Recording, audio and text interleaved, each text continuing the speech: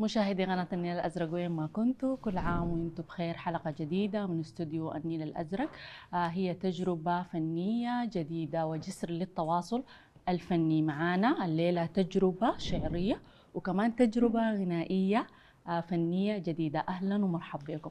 أهلا ومرحبا بك أستاذ أحمد أبو شوق. السلام عليكم ورحمة الله تعالى وبركاته. أهلا وسهلا بكم وبمشاهدينا الكرام، وكل سنة وأنتم طيبين، وإن شاء الله كده ربنا يعيد العيد وتكون بلدنا في سلام وأمان واستقرار. ربنا يوقف هذه الحرب اللعينة. اللهم آمين. محمد كيفك؟ بخير والله الحمد لله. كل سنة وانتم طيبين ودائما يا رب مجتمعين على خير، وربنا يرجعنا بلدنا سالمين آمنين معافين يا رب. اللهم آمين. أهلا ومرحبا بكم. أستاذ أحمد، الشعر من خلال يعني أنت بتمارس الشعر وبتكتب وأصدرت حاجات كثيرة ومنتوج فني كبير. كلمنا عن اختيارك للمفردة. بتم كيف وشنو الحاجة اللي بتستفزك بتخليك تكتب عنها؟ والله هو الشعر في حد ذاته، يعني الواحد بيقولوا ما علمناه الشعر ما ينبغي له، يعني دي فطرة ربانية. والشعر أنا عندي هواية يعني ما حرفة، وبكتب يعني في كل الأجواء، يعني والغربة والشجن يعني أكثر دافع وأكثر استفزاز إنه الواحد يكتب المنتوج الكثير. يعني دائما أنا كتاباتي بتميل للغربة والشجن والحزن. يعني كل ما تكون زعلان فبتكتب، كل ما تكون مشتاق تكتب.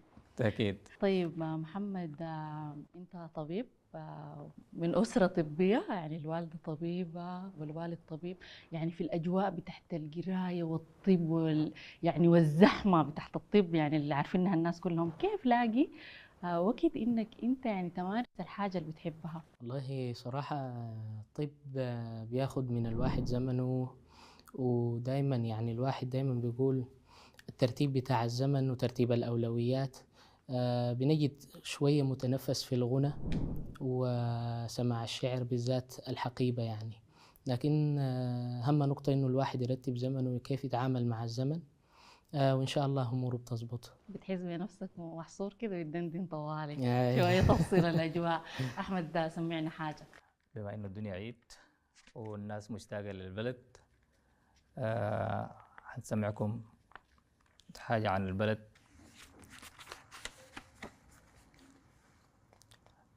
راجع للبلد، أصل راجع لبلادي وليه وطني ناوي السفر.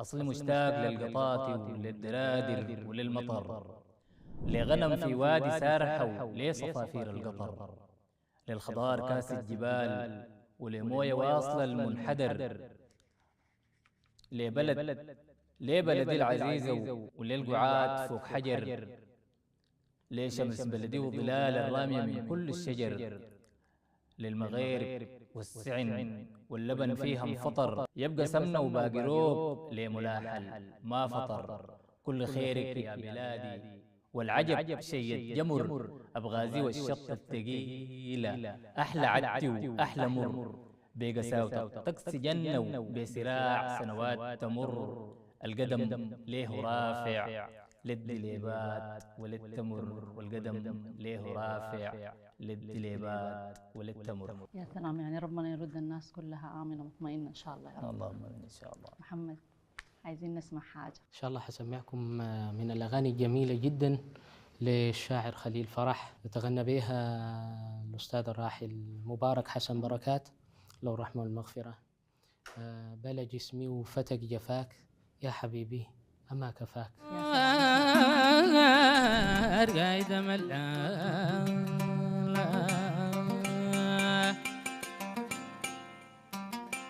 بلا جسمي وفتك جفاك يا حبيبي يا ما كفاك. بلا جسمي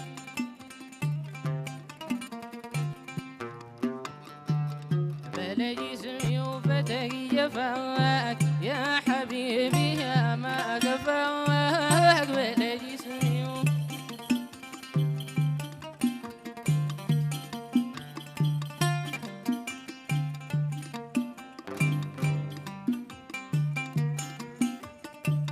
أي أيها الظبي في صفاك يا أخ البدر في صفاك، أنا راض بحكم فاك وأنا باق على وفاك بجسمي.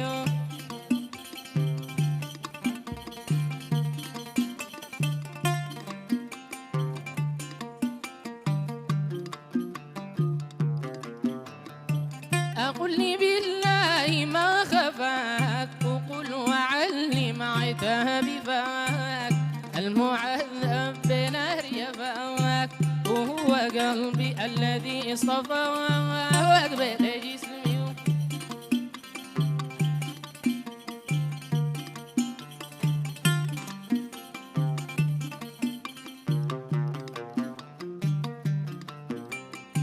أي شفني هواك وكوى مهجتي نواك، قل لي من ذا الذي غواك عن إصادي إذا سواك بجسمي وفتك جفاك يا حبيبي.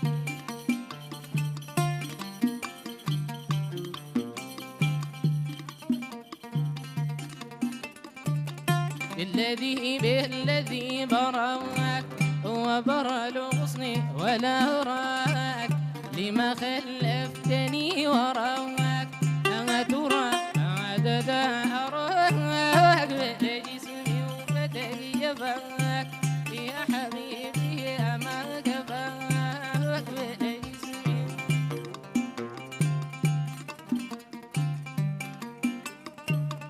انت كالبدر في علاك، انت كالروض في حلاك، انت كالطفل في ولاك، انت للعالمين هلاك جسمي.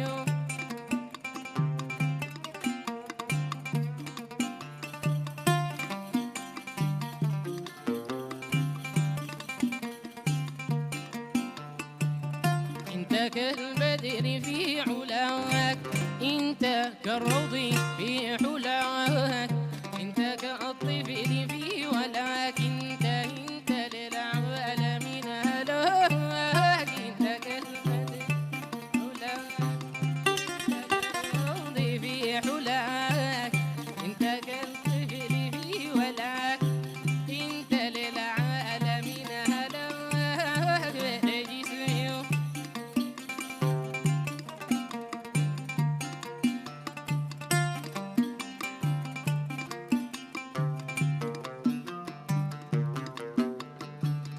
انت كالبدر في علاك، انت كالروض في حلاك، انت كالطفل في ولاك، انت للعالمين هلاك، انت كالطفل في ولاك، انت للعالمين هلاك، انت كالطفل في ولاك، انت للعالمين هلاك، انت كالطفل في ولاك، انت للعالمين، انت كالطفل في ولاك، انت للعالمين هلاك بلا جسمي وفتك جفاك يا حبيبي أما كفاك.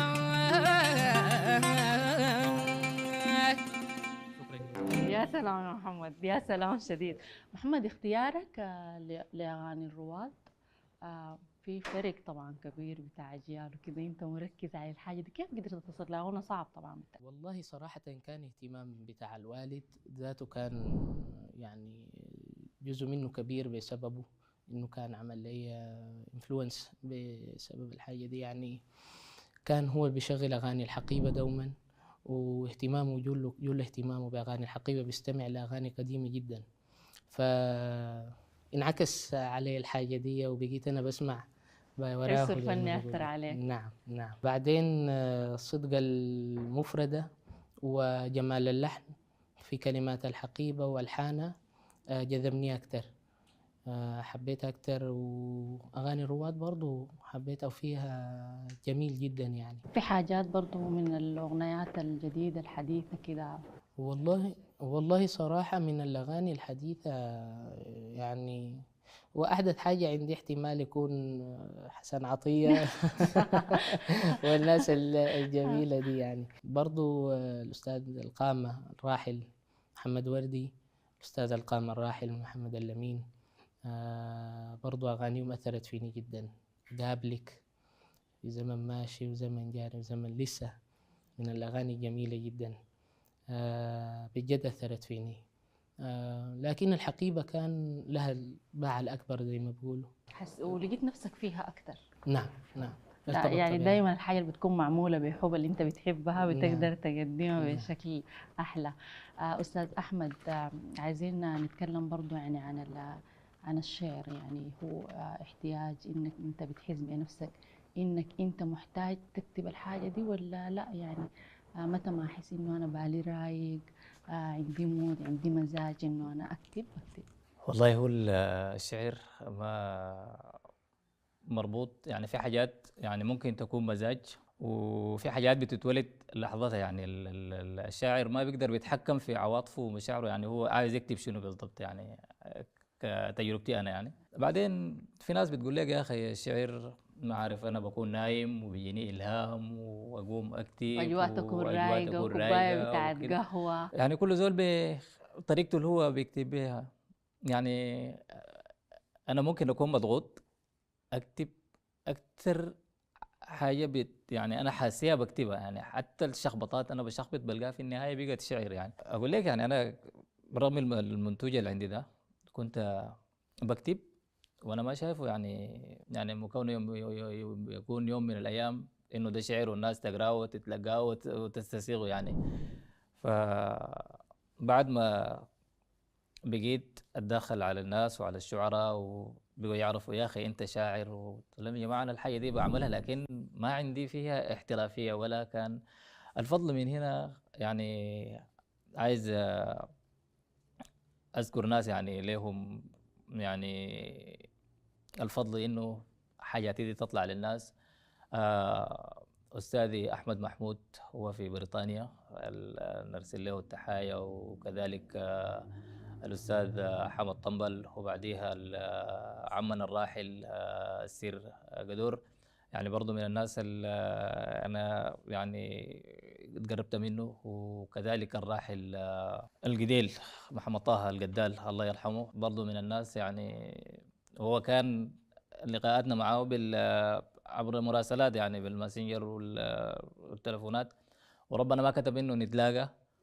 ولينا تجربه برضو بتاعت منتدى شباب وقوافي، دي جمعتنا مع شعراء كتاب على يعني مستويات متفاوته في الشباب وفي الناس الكبار.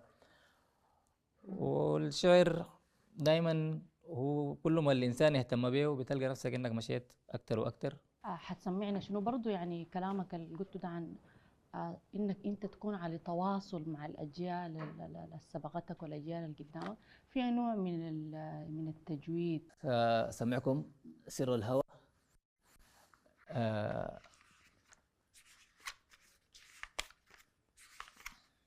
كتبتها 200 سر للهوى. سر الهوى دي عمرها كم؟ يعني 12 13 سنة. يلا. هي بتقول رغم الظروف والحظ أقدارنا ما بالإيد، عايشين ضياع في ضياع، ويا قلبي أنت عنيد، مويت السراب ترويك ما دام عشمت بعيد، وصل بجاف الناس ما بيعيش في لحظة سعيد، والعيشة بين أحباب بتبقى كلها عيد، ما تبدأ أنت فراق تختار وتمشي بعيد، سر الهوى المكتوم بيصبح قديم وجديد، وصل ببادر الريد ما بيحيا عمر وحيد، فيك يا هواي أسرار وفي حبي بالتحديد، صاين عهود ريدي زوليل بحبه شديد، بتلقى الأمان وراك صيداك وماشي الصيد، بتلقى الأمان وراك صيداك وماشي الصيد. يا سلام يا سلام عليك يا أستاذ محمد. قبل ما تغني لنا عايزين نتكلم عن 200. حسيت انه لا انت مفروض بعد ده تبدا وتطلع تغني وتشارك حاجاتك في السوشيال ميديا. شنو يعني شنو الحاجه اللي اديتك دافع انك انت تاخذ الخطوه دي؟ والله صراحة يعني أنا بديت من بدري الغنى ده، الحاجة الوحيدة اللي دفعتني كان تشجيع الأحباب، الناس اللي كانوا محيطين بيا، وكل الناس اللي بيستمعوا لي كان طلبوا مني يعني إنه أنا أطلع بعد ده، لأنه ما في داعي يعني الواحد بعد كده يتأخر أكتر. فكان زمان الغنى الواحد بيحاول يجهز نفسه ويحفظ بقدر الإمكان عشان يطلع بالصورة المطلوبة. والحمد لله قدرنا نحقق جزء، وياهو زي ما قلت طلعنا في شاشتكم. الناس بتتفاعل معاك كيف لما يعني طبعا الاهل والاصحاب وكده ما عارفين الصوت وعارفين انت برضو يعني اجتهدت على نفسك عشان تطلع بالصوره دي، لكن تفاعل الناس في السوشيال ميديا اللي ما بيعرفوك ويسمعوا لا انت رهيب، انت غناي، انت حرام يعني ما تطلع تغني لنا كده، في الحاجه دي طبعا يعني طعمها غير. اكيد يعني اهلك دير في الاخر ما بيدعموك والاصحاب لانه عارفين موهبتك. صحيح. يعني اغلب الناس اللي بتسمع، ما يعني انا كنت في البدايه ما مطلع صورتي، كنت اخذت صوره وهميه لزول كبير دي كده انت بتجس بيها الناس. اي بدوا يقول لي الزول ده بيغني، ده زول 50، زول 40، زول في السن ده. انا لو كنت سمعت الحاجه دي برضه يعني كنت حقول كده. فلما طلعت فتحت في لايف، كان من لايفات تيك توك في واحده من ما متفاجئين انه ده الصوت ده اللي طالع من الزول ده، لا لا لا لا ده ما هو. دي حاجه حلوه طبعا، يعني انه الناس يكونوا خاطر لك كشخصيه اكيد. وانت بالعكس انت كده ناجح وقادر انك انت توصل يعني الغنى بتاع الرواد والفنانين الكبار بنفس الطريقه ونفس المدرسه الفنيه. يلا سمعنا. ان شاء الله حنسمع من الاغاني الجميله جدا للشاعر عمر البنا، طال وجدي بيك، وبحق نبيك عيريني نظرة لا تحرميني. إن شاء الله نسمع. إن شاء الله تنال إعجابكم زي ما بالتأكيد. يلا نسمع.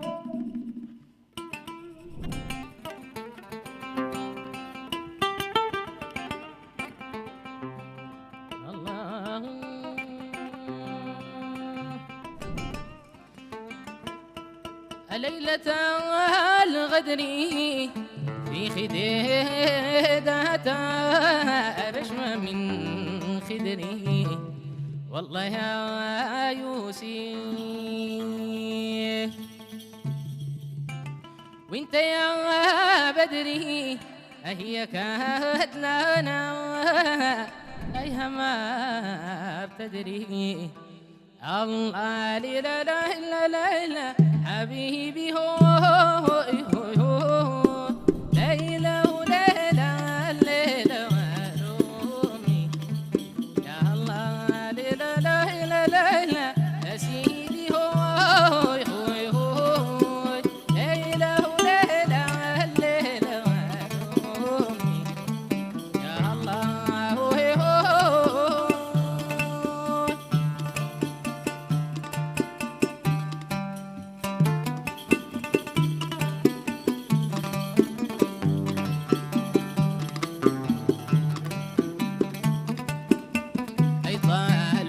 بيك وأبي حق نبيك عيريني نظرة لا تحرميني، طال وجدي بيك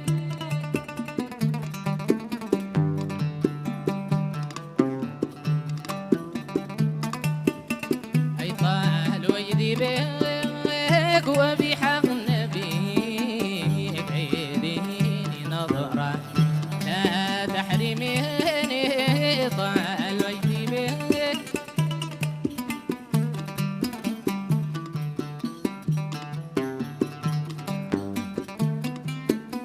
لو لم تنتريني تلقى الخدود في ضراك جل البراك يريني نظرة بها ليت عيني، طال وجدي بيك وبحق نبيك يريني نظرة.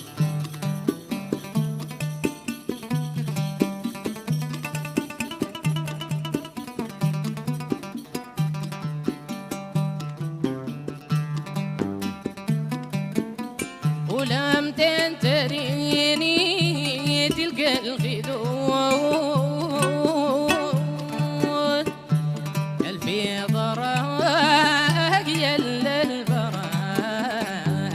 الحسن زهرة في العالمين طال وجدي بك وبحق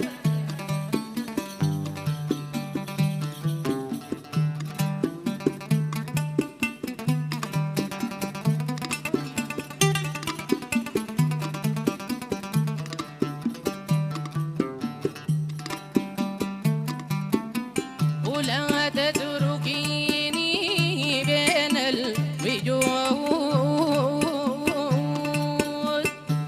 فإذ كفاك يا نون جفاك أورثني حسرة إلى عالين طال عيدي بك وبحق نبيك عيدي نظرة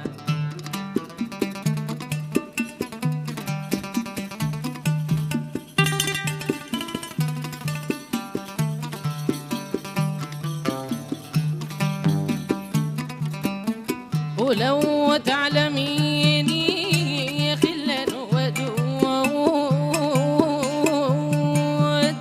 وما أسور يفاك ما لي سواك مثقال ذرة لا تألميني طال وجدي بك وبحق نبيك إليني نظرة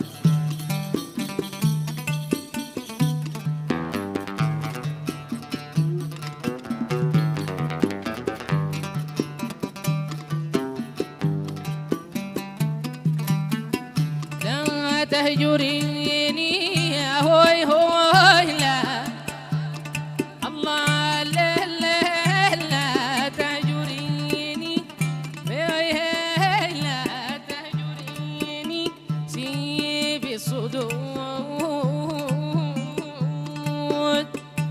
بحق زهاك وبحق بهاك حبيب مرأة انظريني طال وجدي بك وبحق نبيك إليني نظرة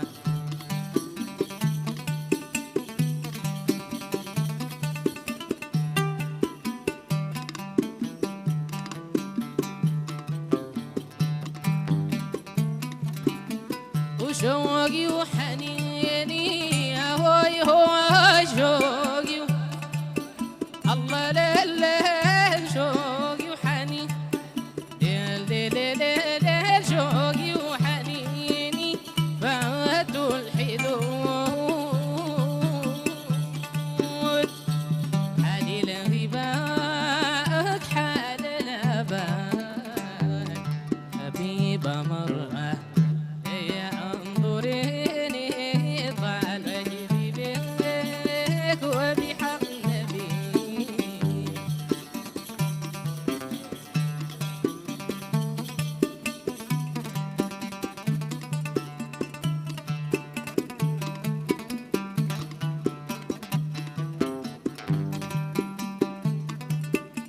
وشوقي وحنيني يا هوي هوي شوقي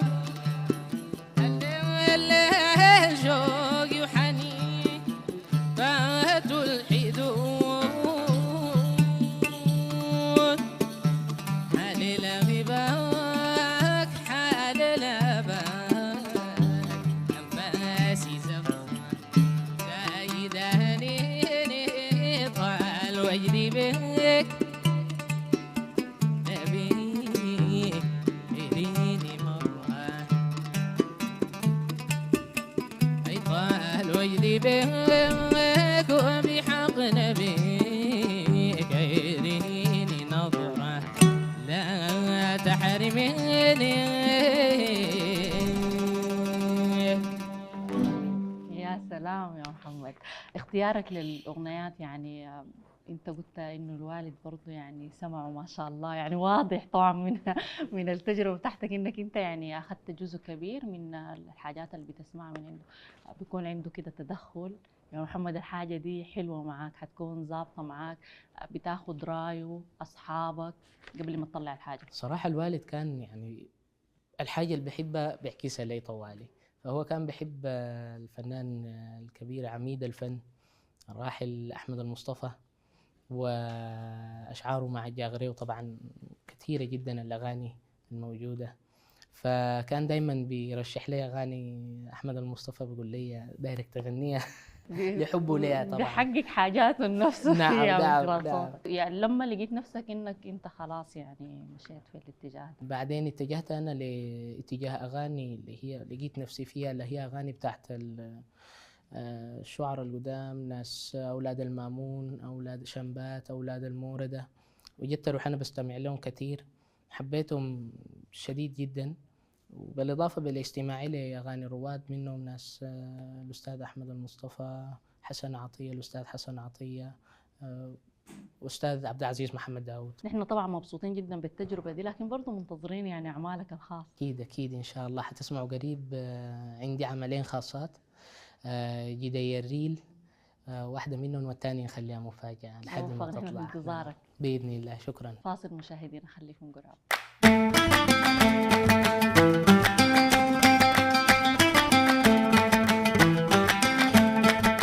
اهلا ومرحبا بكم مشاهدينا من جديد، ولسه متواصلين معاكم في مساحتنا الفنيه. احمد ومحمد، اهلا ومرحبا بكم من جديد. احمد، يعني انتشار المفردة الشعرية في السوشيال ميديا دون رقابة أثرت بالتأكيد على جودة المفردة الشعرية. والله هي السوشيال ميديا في حد ذاتها يعني عالم مفتوح، ودي حاجة كويسة يعني أنا بشوف يعني، مع إنه المفردة اللي بتكون سالبة أو بتكون إيجابية في المجتمع دي بترجع للشخص في نفسه أو الحاجة اللي هو داير يقدمها للمجتمع شنو.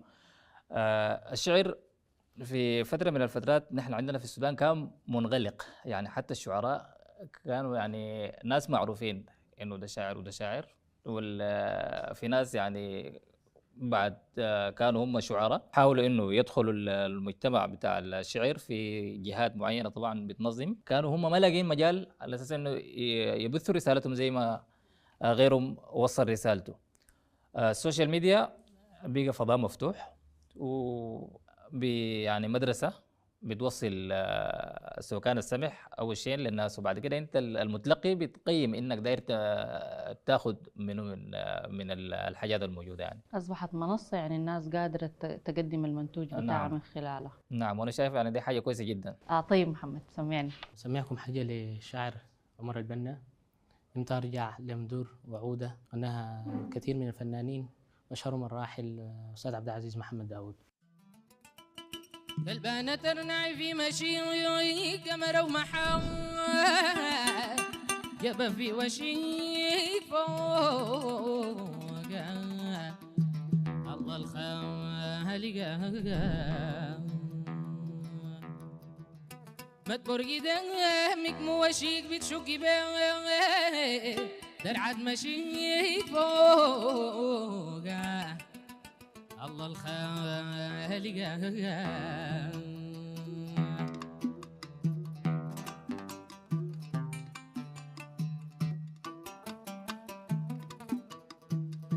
أشوف نعيم دنيتي وسع وعودة إمتى رجع لمدور وعودة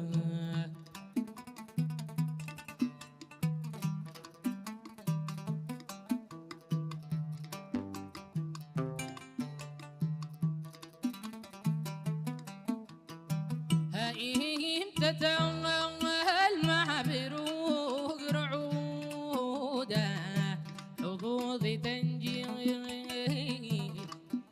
وعودة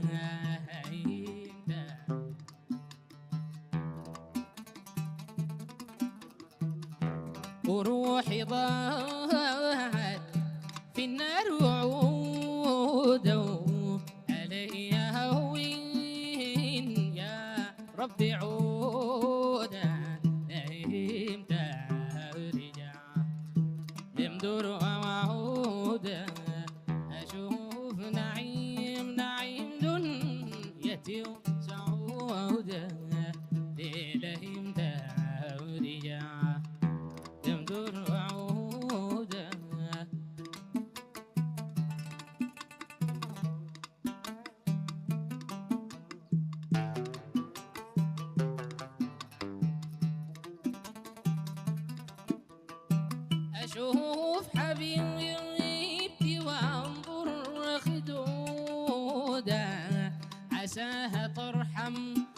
وارحم تكون ودودا هيم ترجع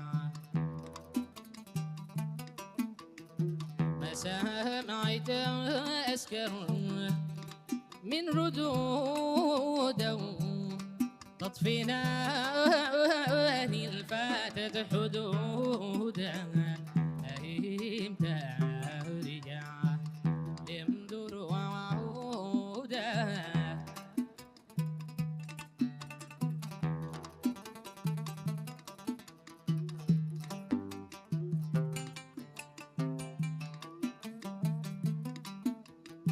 أشواك كثير الدموع شهودا للمنام العيون زهودا انت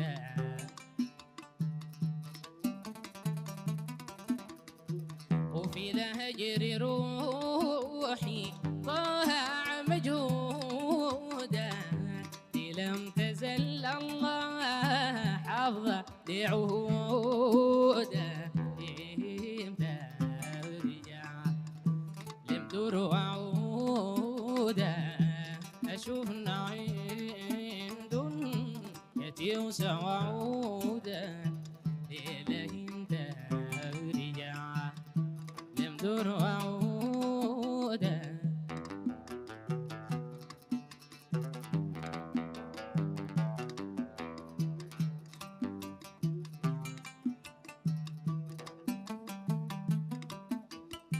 ويا المين فراقك ايامي سودا في لاف وصالي دائما كسودا انت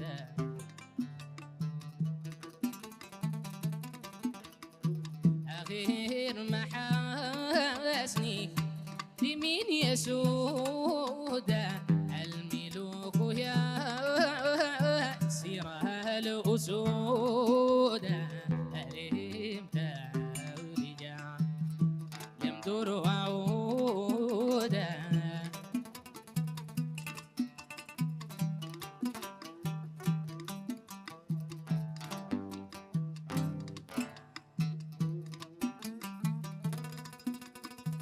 أبواب لغام في دود موصودا نار العذاب في الفؤاد محصودا امتى ارجع يمدر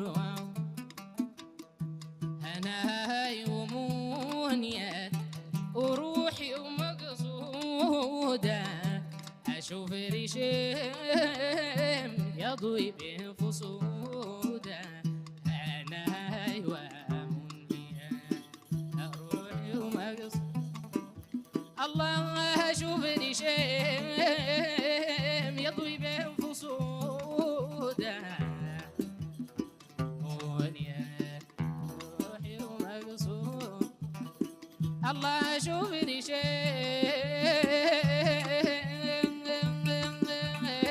يضوي بفصودا انا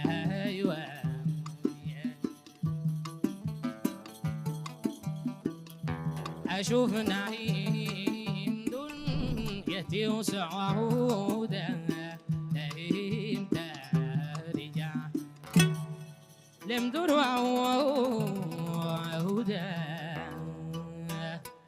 يا سلام، دائما الأغنيات يعني المرتبطة بالأماكن بتكون قريبة شديدة. أكيد أكيد أكيد أكيد. أحمد، كتبت شنو للسودان؟ بلد سالم، ويا ريت نرجع لأمدر ونرجع كل السودان. صباح الخير بلد سالم جنياته، يا عز فيك حضور تتصابح غنيواته، غناوي الفرحة بالحاضر وغنية مجد الفات، بلاد للدنيا عنوانه هنا التاريخ بداياته، بلاد السمر والنيلين قصص تروي حكاياته، سماح أهلي جمال منظر تكسو الخضر ساحاته، أطفال تغني للروضة وفيها تحوم فراشاته، وطن الغالي جوانا ما بنرضاها ذلاته، العز يا بلد نيلك بيجري ويسقي واطاته، وقت تخضر أحلامنا ترفرف فوق حماماته. سلام لوطن سالم يضم بالخير جنياته، ينسى حروبه في الماضي وتبرد طيب جراحاته.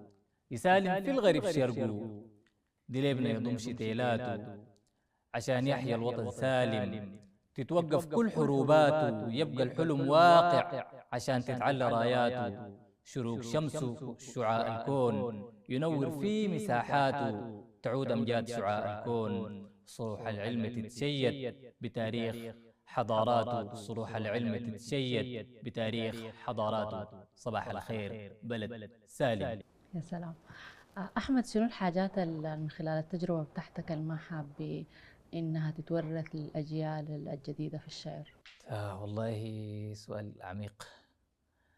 أنا عن نفسي أحمد ملان بالشجن، والحاجة اللي ما دايرة تتورث للأجيال الموجودة اللي هي حاليا نحن عايشينها وما عايزينها تتورث، اللي هي الحروب والكراهية. إنه ربنا ما يورثها في كل جيل جاي في وطننا الحبيب. بالتأكيد يعني، والشعر قادر على قيادة الحاجات. الشعر قادر لو الناس وقفت مع الشعر. الشعر يعني من أقل الحاجات يعني المظلومة، يعني الشعر في ضروب الفن كلها. لو مسكتي الغنى والمسرح وغيره، الشعر تلقاه أقل حاجة. يعني الاهتمام بالشريحة بتاعت الشعراء والمبدعين قليل جدا صراحة يعني في وطننا. طيب، طالما في عدم اهتمام أو تركيز من قبل الدولة، ليه أنتوا كشعراء ما اتجمعتوا عملتوا برامج ثقافية، منتديات، منصات من خلالها يتم تناول المفردات الشعرية؟ والله في الناس لها اجتهادات، يعني حتى في مصر هنا في اجتهادات. يعني وانا لي تجربه شخصيه، ومنتدى شباب وقوافي، منتدى شباب وقوافي الابداعي السوداني بمصر. يعني المنتدى له تجربه، وجمعنا بقدر ما نحن نقدر يعني بالحاجه بتاعتنا نحن والشعراء. يعني المنتدى جونا شعراء كبار، اذكر منهم محمد نجيب، محمد علي، والراحل صديق صديق الحلو من الناس يعني كان برضو معانا في المنتدى. والشعراء حمد طنبل، كامل فارس، معتصم كجو، يعني ناس كثير كانوا في شباب وقوافي يعني شاركونا. وبرضو في مبدعين سواء كان من الشريحة بتاعت الفنانين شاركونا، عمر إحساس، القلع عبد الحفيظ، الطيب، محمد طيب. يعني ناس كثيرة شاركوا في منتدى الشباب وقوافي. ممكن ما بنقدر نحن نحصر يعني مع لكن كان في تفاعل واستجابة من في تفاعل، الفنانين. في تفاعل وفي استجابة. وفي أتمنى إنه يعني البرنامج أخونا عمرابي كان أخذ يعني اتبنى برضو دور الأساس إنه في المجال بتاع الموسيقى إنه الشباب وقوافي يكون في شغل معه. ولكن يعني بيقول العين بصيرة واليد قصيرة. يعني دي والله محاولة كويسة شديد، يعني بتبني جسر للتواصل. محمد سمعنا. لي زمن بنادي أنا للخديد نادي، يا ناس محبوبي ساكت قصد عنادي. عبد الرحمن الريح، وغناها الأستاذ الكبير الراحل عبد العزيز محمد داود.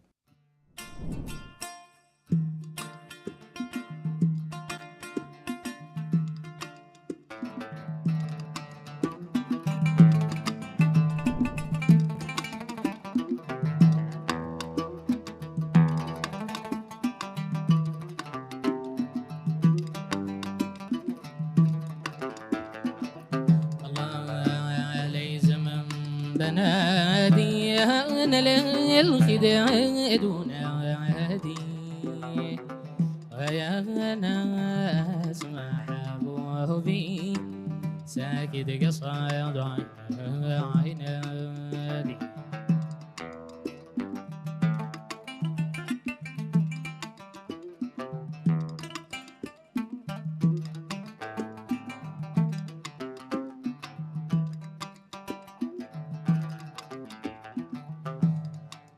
معاني زول دموعي إذا اشتعل زنادي، لصدي أنا عن سواه وأوجهه استنادي. يا ناس محبوب ساكت قصة 200 ليلى أسمع المنادي ينادي عن حبيبي يقول تراك عنادي الليلة ماله الليلة ساكت قصد عنادي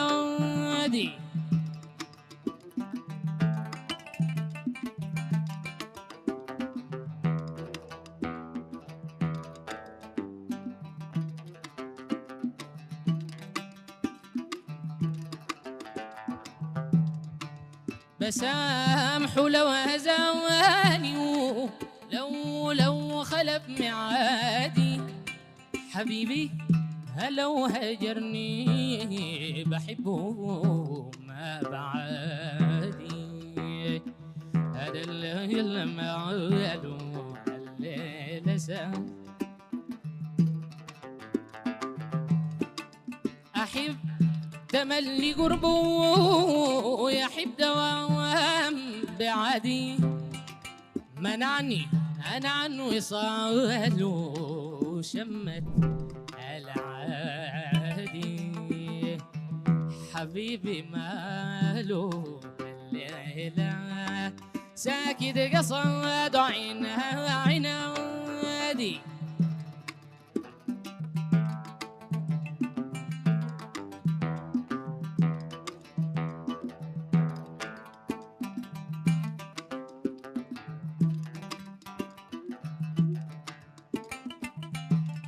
قول لي كيف بينجح مع الخدود جهادي مدام سمر عيونك مضيع اجتهادي الليلة معاله الليلة ساكت قصر من الحميم شرابي من الجحيم هادي سهرت أنا والكواكب دي تعلم سهادي حبيبي معاله والليل ساكت قصد عنادي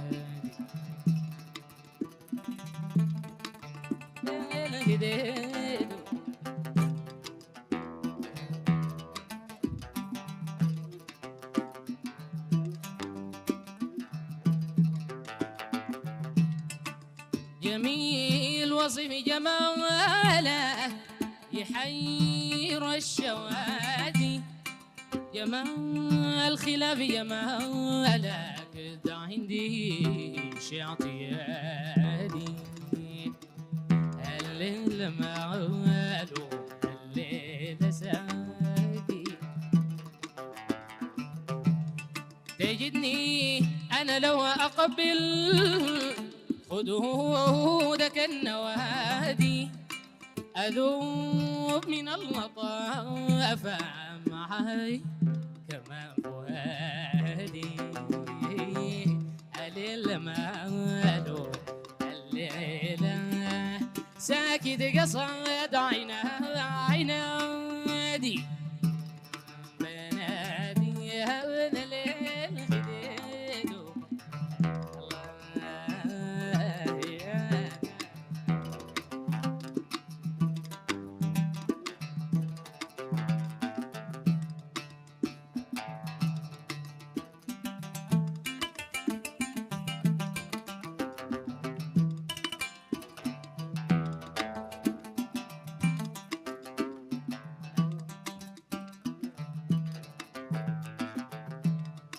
أراك كسرت قلبي ملكت يا أخي في الأيادي أراك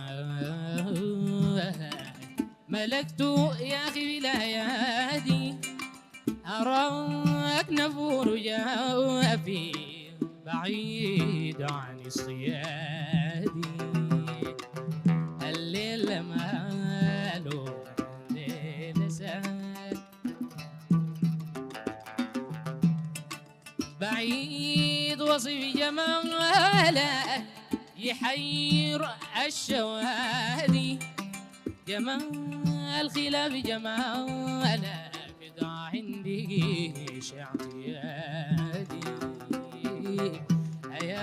أنا اسمع حبوبي ساكت قصاد عينها عنادي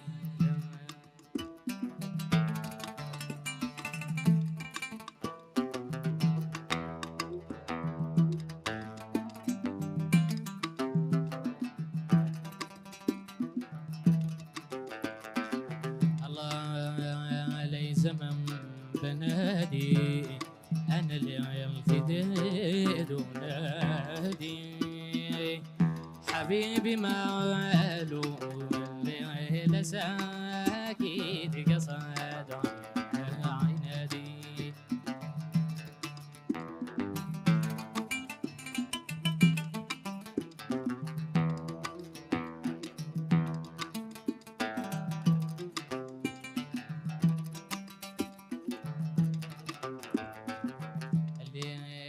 اللي زمن بنادي الخديد ونادي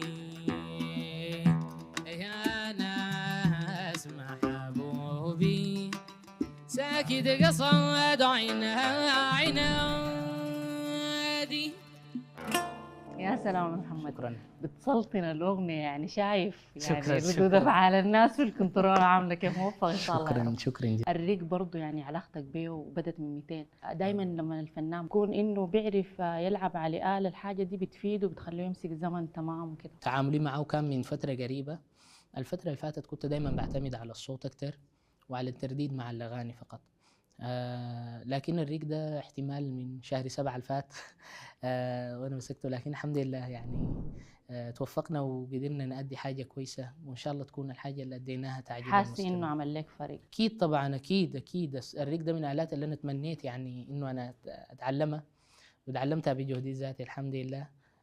براي باستماعي انا هسه للتسجيلات كنت عايزه اقول القديمة. لك انك انت يعني دخلتها درستها او كده. لا والله ما درستها، لكن تعلمتها من استماعي للموسيقى والتسجيلات القديمة وتسجيلات الإذاعة تحديدا. بتمنى إن شاء الله في المرحلة القادمة أتعلم العود. انت على عايز أساس تجعل استاذ محمودي. الزول ده عايز يجي عليك. لكن أسي شوف ده لاحظنا بس أستاذ حمودي كده قلنا نحاول نلحقه في الفترة دي. هو طبعا يعني الفنان لما يكون ملم بالآلات الموسيقية يعني في تجويد كبير بيكون في الأداء. أكيد. أحمد، يعني أستاذنا السرقادور كان في واحدة من اللقاءات قال إنه في أغنية يعني بتكون عاطفية بتلبس ثوب الفن. يعني في حاجة أنت بتكون كتبتها حاجة عاطفية، لكن إحنا بتصلنا حاجة يعني فنية طربية كده. عندك واحدة من الحاجات دي؟ والله داير اقول لك حاجه، يعني هو الشعر ده الفنان هو الشاعر هو بيكتب، المتلقي هو اللي بيصنف الشعر من عنده. يعني انت الذائقه بتاعتك هي اللي بتخليك انك تصنف فيه. كثير من القصائد يعني الناس بتاخذها حاجات عاطفيه، لكن هي بتتاخذ وطنيه، لكن هي عاطفيه. زي في اغنيه بتاعت مشهوره في الفؤاد ترعاه العنايه، فهي دي يعني ممكن حاجة عاطفية الناس هي مأخوذة دلوقتي من الحاجات الوطنية المعروفة. يعني الشاعر هو بيكتب الحاجة اللي بيحسها، وبعد كده المتلقي بيفسر بهواه. يعني دي طبعا بتكون يعني جزء من شطارة الشاعر. انك انت يعني تكون في تورية في الحاجة وما تصني بالطريقة اللي انت قاصدها. انا شاكرة لكم جدا والله ونورتوني. حابين تقولوا شنو؟ والله حابين نقول يا رب يعود السلام ويعود سوداننا مستقر ان شاء الله يا رب. إن شاء الله نرجع لمدر ونرجع للخرطوم وبلدنا يستقر ويعم الأمن والأمان في كل ربوع السودان، ونغني من هناك ونشدي ونطرب الناس إن شاء الله. ان شاء الله يا رب. مشاهدينا، وصلنا لختام حلقتنا. ما تنسوا تتابعونا على وسائل التواصل الاجتماعي وتتفاعلوا معنا. حفظ الله السودان، عاش السودان. تفضل محمد.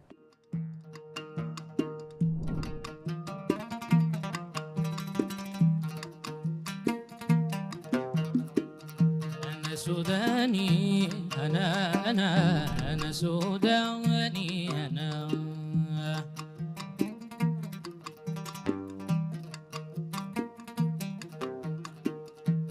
أنا سوداني، أنا سوداني أنا.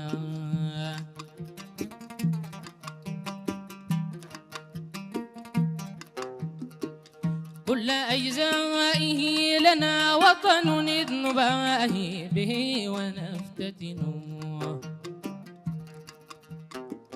نتغنى بحسنه أبدا دونه لا يروقنا حسن. حيث كنا حدث بنا ذكر ملؤها الشوق كلنا فداء، نتملى جماله لنرى هل لترفيه عيشه ثمن. خيرها هذه الدماء نبذلها كالفداء حين يمتحن، بسخاء بجرأة بقوى لا يني جهدها ولا تهن.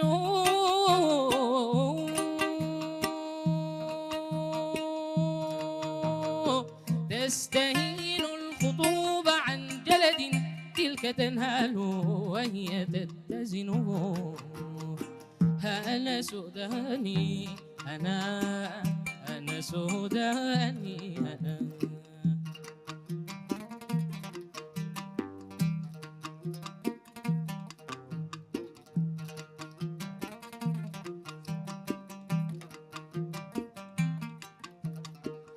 أيها الناس،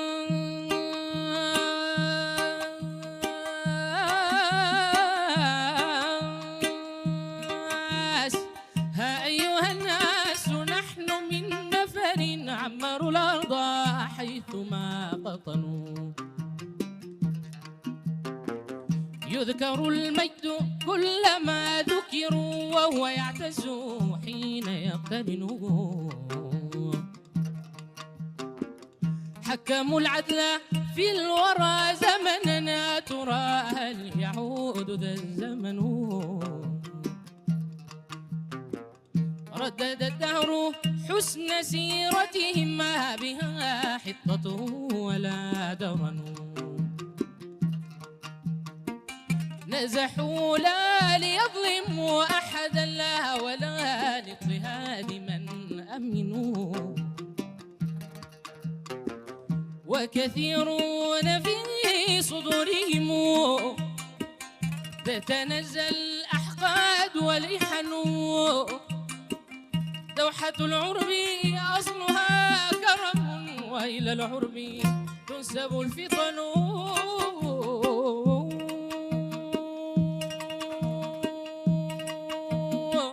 أيقظ الدهر بينهم فتنا ولكم أفنت الورى الفتن. أنا سوداني، أنا سوداني أنا.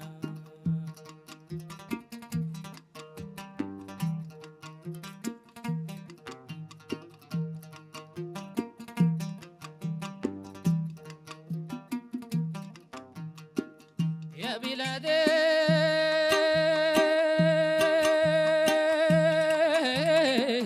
يا بلادي يا بلادي يا بلادي.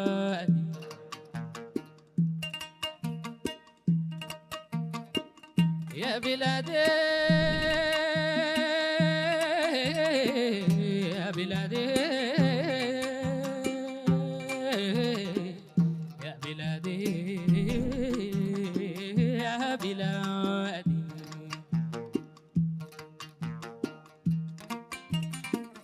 يا بلادا حوت مآثرنا كالفراديس فيضها منن. قد جرى النيل في أباطحها يكفل العيش وهي تحتضنه. رقصت تلكم الرياض لو وتثنت غصونها اللدن. وتغنى هزارها فرحا كعشوق حدا به شجن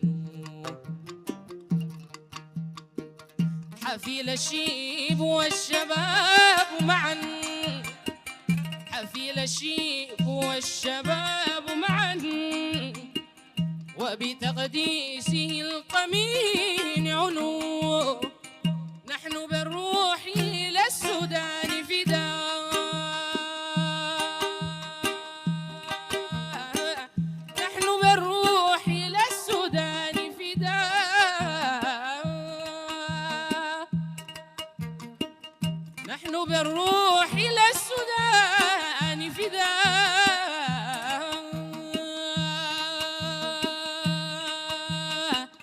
فلتدم أنت أيها الوطن أنا سوداني أنا سوداني أنا سوداني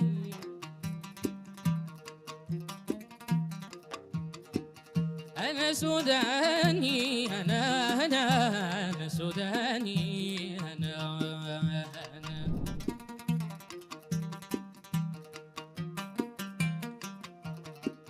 أنا سوداني أنا سوداني أنا